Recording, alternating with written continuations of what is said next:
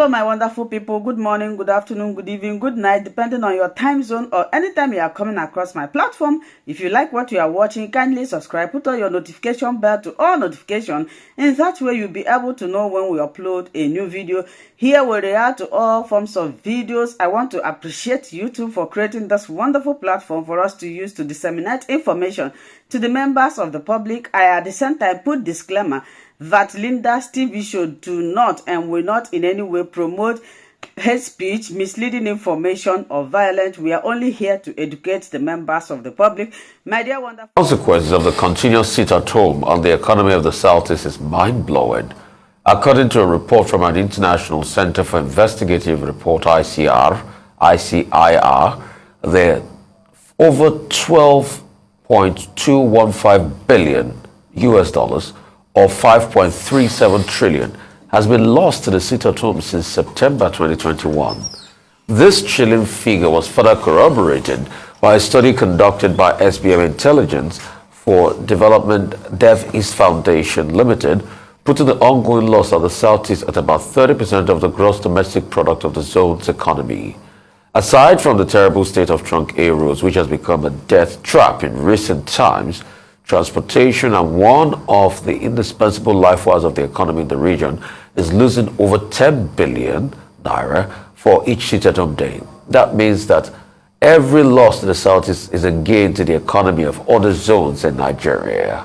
However, lawmakers from the Southeast region of the country are not leaving any stone unturned in ensuring that the insecurity connected to the sit-at-home of the faction of the indigenous people of Biafra IPOB led by Simon Ekpa comes to an end. So joining us now on the show is Ikenga Ngochiere, member House of Representatives for Ught Federal Constituency in Imo State. Great to have you, Ikenga. Ikenga, how can we end this menace of sit-at-home that has become a nefarious needle, needling the good people of the Southeast? Thank you so much for having me this morning. I think the figures you just gave out now, over 12.6, that is very, very alarming and also worrisome. But I think that, like I've always said from the beginning, that in dealing with this problem, we have to start from the foundation. What led to the agitation? The things that led to the agitation was the issues of marginalization, was the issue of fair treatment, was the issue of lack of integration and full acceptance. And the messages that led to the issues that led to the insecurity were all rooted on equity, fairness, and justice. So in trying to solve the problem, we have to now say, okay, how do we build bridges of unity? How do we have a Nigeria that every component part will feel included? That inclusiveness is very, very important, because the feeling of exclusion is fueling the agitation. The feeling of exclusion is fueling the belief that separation is the only way to have a solution. So having said that, it brings us to the issue that you raised about the lawmakers in the South. That was what necessitated Honorable Ginger Onwusibe to make that amendment to the motion on the floor that day on the issue of Nnamdi Kanu, which the Speaker said he's going to rule on another day. But the point there is that now the two federal high courts have given judgment that there is no case against him, and the other appeal court have also ordered for his release. I feel that these things escalated because of the approach adopted by former President Buhari. But we have this strong confidence that President Bola Tinubu, going by his inaugural message that he will build bridges of unity, he will run an inclusive government, will have to take a second look to the matter and then exercise his constitutional powers in bringing early resolution of this problem. And also, like you also said, there is an infrastructural collapse, which is also a problem. Most of our roads are no longer impassable, not just in Ught, but every part of Southeast. Then the recent one that is killing us now is the ecological problem. The farmland are going away, the houses are collapsing, people can no longer freely move because almost 30% of our land mass have been taken over by erosion. Addressing this erosion problem, not just the ones who have in Umuchima, in Obodoku, in Omueshi, and other parts of the southeast, and the road collapse, will go a long way in increasing economic activity. Will also go a long way in showing spirit of inclusion. It's also very important. But like I said, peace and reconciliation, forgiveness, extending the hand of friendship and national healing is very, very key. It's very important that we go back to the table to address the remote causes of this agitation. And more importantly is that the issue of restructuring, having a truly federal system that will run efficiently in accordance with the principles of federation will bring everybody on board. Federal character principle reflected in appointive position and the elective position is also very important. These things, when you put them together, will help to give people feeling of inclusion and be able to reduce these agitations. Well, at the local level, recently we had a case of Senator Ifeanyi Ubah from Nnewi North, representing Anambra South in the Senate, coming out and directly challenging Simon Ekpa, and also leading some groups of persons to make sure that nobody sits at home, particularly according to him in Anambra State. But I would like to know, other lawmakers from the southeast, the effort by Senator Ubah, is it a solo effort, or there is collaboration among lawmakers from the southeast working in concert with the governors in the affected states in the entire southeast to make sure that there comes an end at the local level to this which IPOB has denied having a hand in?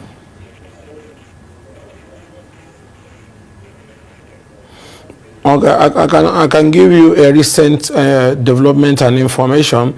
That is the W0NDÉRS Igbo, the parent body of the Igbo Social Cultural Organization, especially the Secretary General, who has sent message across to lawmakers. That was yesterday, all the members of the House of Representatives and the Senate, and to come together to have a closed-door meeting. And top on that agenda is also the security situation in the southeast and the infrastructure collapse. And I want not to comment on this matter because we're having a meeting today, and at the end of that meeting, there will be far-reaching decisions that is going to be made. I need to inform you also that lawmakers in the Southeast are working together, especially at the House of Representatives, where we have started meeting on how to form a common position in tackling all these challenges. That was what necessitated what Honorable Ginger Onwusibe did on the floor of the Parliament at the last adjourned sitting, that for us to move forward, that the President should also, as the father of the nation, consider a political approach in handling the Nnamdi Kanu issue, so that there can be enabling a conducive atmosphere for the ultimate discussions and negotiation that will bring about lasting peace. Well, you talked about roads. Are you aware that FEMA, the federal agency in charge of road maintenance, only recently said, within the next 6 weeks, hundreds of federal roads will be fixed, and that the damage is because of rainfall. Do you consider that satisfactory, that within 6 weeks, all these federal roads linking states, about 11 states, will be fixed in 6 weeks? When we had the news, it was a welcome development. But, most times, it's not the first time we are hearing this. But we have this confidence that because this is a new administration, that we should believe what FEMA just said. Because the problem is across every part of this country, especially in Southeast. And we welcome the statement by FEMA, and we'll be watching, because 6 weeks is not too far to see them move to ensure that these roads are, maintained for easy movement of goods and people. Okay, let's go back to the Nnamdi Kanu matter. A couple of days ago, we had Mr. Lieutenant Ojukwu, that's Dim Ojukwu's brother, and he came here and he spoke about the matter, and he talked about sort of like a forum where leaders can come together and go meet President Tinubu and talk to him about the Nnamdi Kanu matter. What's your take on this? What do you think is going to be the best approach? No, I think meeting the president is very, very important.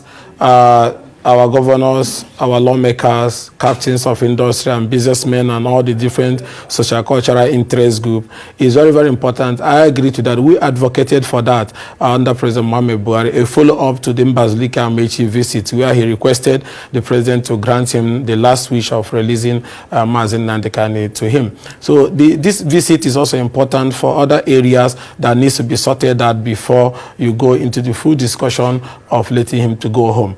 Because not just letting him to go home, there's other conversations that also is going to be discussed. So at the level of the House of Representatives, we have started meeting, and in the coming days, we're going to have full-blown meetings on this particular issue. The most important thing is that let's just stop at this point and leave who is right and who is wrong, and say, how do we move forward? How do we restore feeling of inclusion? How do we restore feeling of togetherness? How do we restore an atmosphere that will allow economic activities to grow? Because this economic activity that is being destroyed, they pay taxes to federal government, so government is losing revenue at the same time, and people are losing their means of livelihood. That is very important that permanent solution is brought to bear on this particular matter. If we continue the legal path, at the end of the day, this might escalate this matter and take it so long. There are so much powers that the president have under the constitution with which he can use to bring this matter to a close end within the shortest possible time. But like you said, the meeting is very important so that leaders from the Southeast can sit with the president to find a common ground towards resolving these issues. The most important thing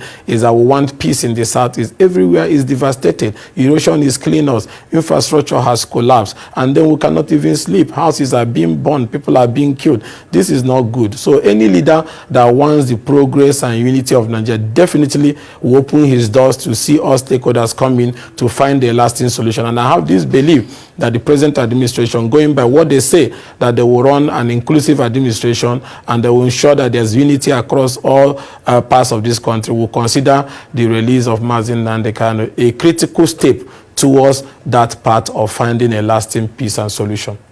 Let me ask you, what's your assessment of the efforts being made by some of the governors in the Southeast with regard to the challenge of insecurity? Because they are the guys on the ground there. And I know that at least two of the governors, has come forward to say, two of them have come forward to say, we don't want sit at home in this state. We want peace in this state. But what's your assessment? I know the governor of Anambra and the governor of Enugu State seem to be making some efforts. With all due respect, I know of what the Soludo is trying to do, but I can tell you on my individual capacity on this live TV that some of the governors in the Southeast is enjoying the crisis. Some of the governors like the confusion because possibly they are benefiting in this atmosphere of insecurity and feeling of being unsafe by our people. And some of them, let me say boldly without mentioning any word, recruited vigilante group, from neighboring states into their state security architecture, and then what you see that the same security vigilante people they recruited turned to be unknown government, also part of the problem. At least I suffered, I saw what I went through. Some of them, destroyed my things, attacked us many times. So some of the Southeast governors have not, no, of course, the governor of Imo State, the vigilante he's running is a political outfit that is going after his political opponent. Houses are being burned, people are being killed left, right, and center. Wait a minute, let's just get this right. Yes, yes. Are you saying categorically that the governor of Imo State is the ones that brought in the vigilante that is disrupting the peace and causing the sit at home in the states? Are you saying that on camera because you will be made account for that statement? Are you saying that and confirming that the governor of Imo State is one of those causing the problems in the Southeast? I am saying that he's fueling the crisis in Imo State. Yes, I'm saying it boldly, and I have evidence to back that. Go to Haji Eboma today. Go to Osu today. You saw the report by the International Center for Journalists and that of Umer Bashi that was released a few days ago. That almost over 12,000 people have lost their life because of activities of Ebubago people and so on and so forth. Ask everybody in Imo State, was it not the same group that attacked King Luju and took him away? He couldn't participate in the election question. Is that how to maintain security? Were they not the people who attacked me? That his head, Chinasa, was boasting they will attack me, and they did attack me. Is that how to maintain security? So they have not really worked towards maintaining their security. They have been on the attack for a very long time. So that's why I said I cannot vouch for him. I know Soludo is trying to adopt both the political approach and the security approach and other governors. So it's not just about talking on the TV and giving matching orders. It's about how committed, how genuine are you about having peace in Imo and other neighboring Southeast states. And that genuineness and that commitment, you cannot see it from him, I can tell you boldly. Because all that we have gone through, even during the election, they were the ones that were used to do 27/27 magic at the House of Assembly election, where they were carrying ballot boxes and shooting at people. This evidence is everywhere. You can ask anybody in Imo is here, and I'm telling you, all of us will have it. So then he's not committed. Some are committed, but Tim is not committed about it. And that is why I will even tell you here, because you have asked this question, that I may not even be attending the meeting that is being called today. The reason why I will not even attend it is that you cannot call that meeting and call it in the government house, Imo State Governor's Lodge, because he has not expressed commitment to resolving these issues. Okay. He's actually after those who does not agree with him. So if we want lasting solutions of these matters, then we have to be genuine about it. Honorable Kenga, okay, you are singling out the governor of Imo State because of the losses you suffered, because of the experience you had as a result of the democratization of violence in the Southeast. So this is you hitting back because of your personal experience, right? No, I think that is what you are getting out of what I said. Because as long as I'm concerned, the only place where violence has been democratized and made as a way of life mainly is in Imo State. It's not like that in Anambra. It's not like that in Enugu. It's not like that in Ebonyi. Imo is the worst situation. Our people have run away from their homes in different parts of Imo. Look at Ohajimo in particular. You know what? Don't you see the butchering going on there? Look at us. Nobody is at the last election. About only 300 people came out to vote in the whole local government. Look at Okigwe that used to be peaceful. Look at Onimo. Look at Ught, North, especially our R&D zone and some other parts of our place. All these places have been devastated. Ask yourself, what have they done to bring solution? But if it is to use the same vigilante outfit to chase political opponents and people with different views with him like me, they will be in the forefront. And they have not done anything. All that they do there is things that is inflaming the situation. And I'm telling you that boldly. It's not because he has done a lot of damage or not, but I'm telling you this is the feeling. If I leave this program, call somebody else from Imo and you hear the same thing. Okay, so you've been able to pinpoint one governor. You said some governors. Who are the other governors causing chaos, using their own vigilante to disrupt the peace in the Southeast? Who are the other governors? I'm going to talk mainly on the one I know very well. And Imo is the one I know very well, and I will stop at that. So you are saying it's only one governor out of all the governors in the Southeast that is using their own private vigilante to uphold the sit-at-home, right? Can I also ask you this question? Can I ask you this question? Is this governor you mentioned, is there any relationship with the pronouncement being made by Simon Ekpa? No, they don't have any relationship. What I'm saying in effect is that what we are discussing now, we are looking for solution. And I have told you that we are going to adopt, and there's need to adopt political solution. There's need for all of us to also adopt infrastructural growth solution also. But what brought us to this point is that there are some people who are in position of authority are not helping in resolution of these matters. They have been on the attack side. They have inflamed the situation. They have made life unbearable for their people. That is the point I'm making. Those ones are different. Okay. Thank you so much for sticking to this video to the end. Like I said before, now it's time for us to go to the comment section to air our mind and our opinion. Say what you think about this video and this platform. Do it constructively. Share this video, like, subscribe, and also continue to watch Linda's TV show, because this is the home of news. Until I see you again in my next video, remain blessed. For now, I would say bye-bye.